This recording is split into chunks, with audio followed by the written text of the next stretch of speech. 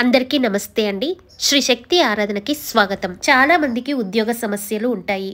ఉద్యోగం అస్సలు రాకపోవటము, ఉద్యోగం వచ్చిన శాలరీ సరిపోకపోవటము, ఉద్యోగంలో చికాకులు, ఉద్యోగానికి సంబంధించిన ఏ సమస్యలైనా సరే, దానితో పాటు మీరు ఎవరికైనా అప్పుగా ధనం ఇచ్చి ఆ ధనం తిరిగి మీకు ఇవ్వకపోతే కనుక ఈ పూజా విధానము చాలా అద్భుతంగా పనిచేస్తుంది.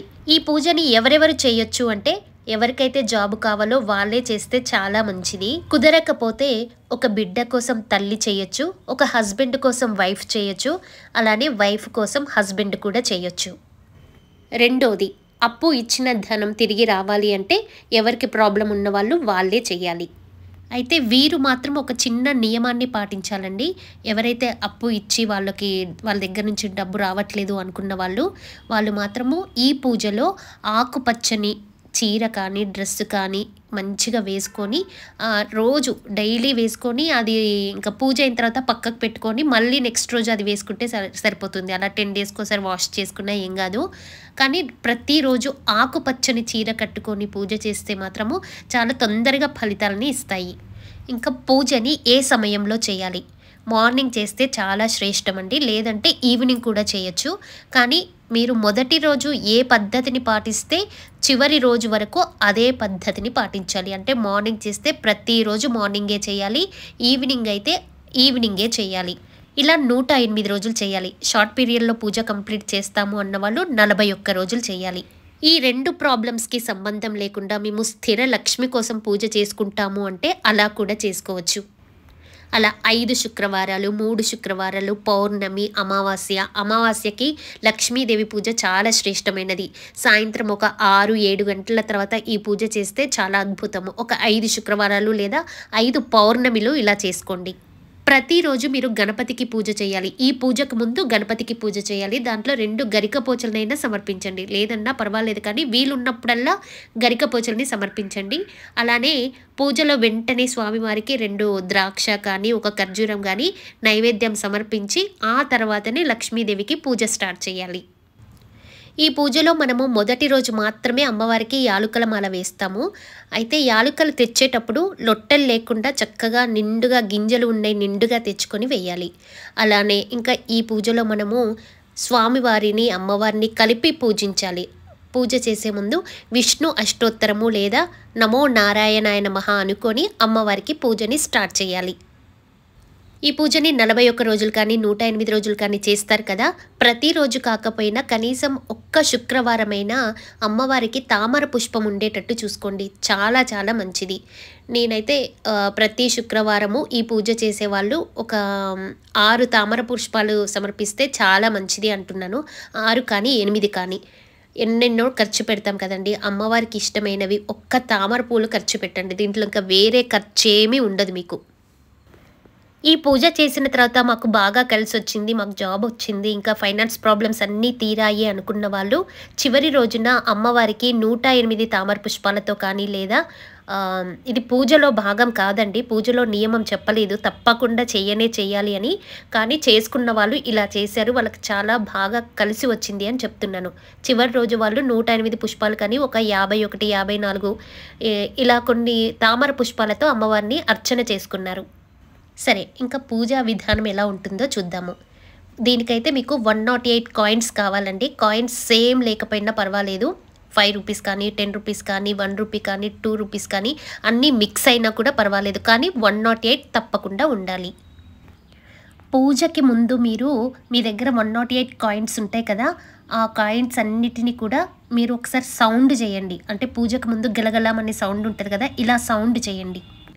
ఇప్పుడే కాదండి, ఎప్పుడైనా సరే లక్ష్మీదేవి పూజ చేస్తున్నారు అనుకుంటే కనుక ఇలా కొంచెం కాయిన్స్ తోటి సౌండ్ చేసి అప్పుడు అమ్మవారిని ధనలక్ష్మీదేవిని మనము మన ఇంటికి ఈ విధంగా ఆవాహన చేసుకుంటున్నాం, మా ఇంటికి వచ్చి కూర్చో అమ్మ అని మీ సంకల్పము, మీకు ఏ లాంగ్వేజ్లో ఎలా మీకు మంచిగా అనిపిస్తే అలా అమ్మవారిని ఆహ్వానించండి. అమ్మవారి యొక్క మంత్రం చెప్తాను, ఎలా చేయాలి మీకు ఇక్కడ పూజ అనేది, ఇదే ఇంపార్టెంట్, శ్రద్ధగా వినండి. ఓం శ్రీం హ్రీం శ్రీం కమలే కమలాలయే ప్రసీద ఓం శ్రీం హ్రీం శ్రీం మహాలక్ష్మియే నమః. ఇది మంత్రము. ఈ మంత్రాన్ని మనం అమ్మవారి యొక్క అష్టోత్తరం ఉంది కదా, అష్టోత్తరాన్ని అనుసంధానం చేస్తూ మనం అర్చన చేయాలి. ఎలా అంటే మీకు ఒక ఎగ్జాంపుల్గా చూపిస్తాను. ఓం శ్రీం హ్రీం శ్రీం కమలే కమలాలయే ప్రసీద ప్రసీద ఓం శ్రీం హ్రీం శ్రీం మహాలక్ష్మ్యే ప్రకృత్యే నమః. ఓం శ్రీం హ్రీం శ్రీం కమలే కమలాలయే ప్రసీద ప్రసీద ఓం శ్రీం హ్రీం శ్రీం మహాలక్ష్మ్యే వికృత్యై నమః. ఓం శ్రీం హ్రీం శ్రీం కమలే కమలాలయే ప్రసీద ప్రసీద ఓం శ్రీం హ్రీం శ్రీం మహాలక్ష్మ్యే విద్యాయై నమః. ఇలా కాయిన్ చేతిలో పట్టుకొని అమ్మవారి యొక్క మూలమంత్రము ప్లస్ అష్టోత్తరంలో ఒక నామాన్ని తీసుకుంటూ 108 నామాలని మనం అష్టోత్తరంతో అర్చన చేయాలి.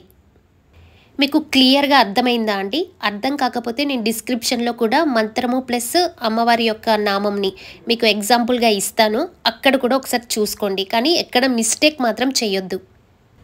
ఇలా అర్చన చేసిన వెంటనే కనకధార స్తోత్రాన్ని చదవాలి. లక్ష్మీనారాయణని ఇద్దరిని కలిపి చేసే పూజ. మీరు ఈ పూజ చేసిన తర్వాత మీకు అక్కడి నుంచి లేవాలని కూడా అనిపించదు. మనసు నిండా ఆనందము, కళ్ళ నిండా ఆనంద భాష్పాలతో నిండుకొని ఉంటాయి. ఇంత అద్భుతమైన పూజని ఎవ్వరూ చేయకుండా వదలొద్దు. శ్రావణ మాసంలో 5 శుక్రవారాలు వస్తున్నాయి కదా, దాంట్లో కనీసం ఒక్క శుక్రవారమైనా వరలక్ష్మి వ్రతం రోజైనా ఈ పూజను చేసుకోండి. ఈ పూజకి కొంచెం టైం తీసుకుంటుంది కాబట్టి వేరే డెకరేషన్లకి వాటికి వీటికి టైంని తక్కువ కేటాయించి పూజ మీద ఎక్కువ శ్రద్ధ పెట్టండి. పెద్దగా నియమాలైతే ఏమీ లేవు, కానీ నాన్ వెజ్ మాత్రం ఒక్కటి తినకండి. ఇంకా మేము డెడికేటెడ్గా చాలా శ్రద్ధగా బాగా చేస్తాము అనుకున్న వాళ్ళు మాత్రము శుక్రవార నియమాన్ని పాటిస్తే మాత్రం చాలా మంచిగా ఉంటుంది. ఆ రోజు ఉపవాసం ఉండటము, ఇంకా ఆనియన్, ఉల్లిగడ్డ, వెల్లిపాయ అవన్నీ తినకుండా ఉండడం అదొక్కటి పాటించండి. ఆ రోజు ఒక్కరోజు మాత్రం పాటించండి.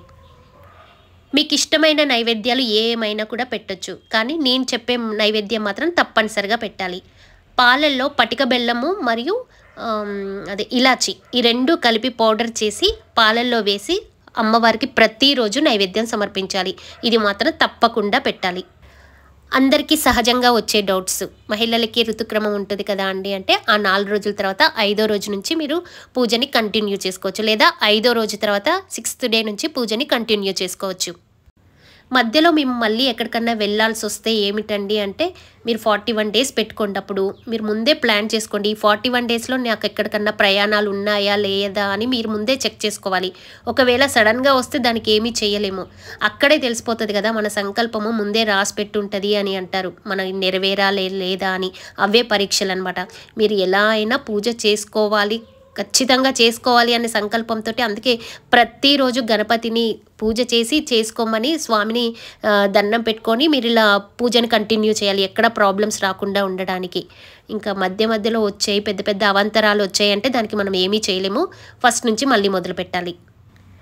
ఇంకోటి, పూజా విధానము నియమాలు చెప్పే బాధ్యత నాది. మీకు పూజ చేయాలి అనిపిస్తే మీ మనసుకి ఎలా నచ్చితే అలా చేయండి. 40 రోజుల 108 రోజుల ప్రతి రోజుల అది మీ ఇష్టము. మీకు ఎలా అనిపిస్తే అలా చేయండి. అప్పుడు మీకు ఎలాంటి ప్రాబ్లమ్స్ ఉండవు. జై శ్రీమన్నారాయణ. స్వస్తి.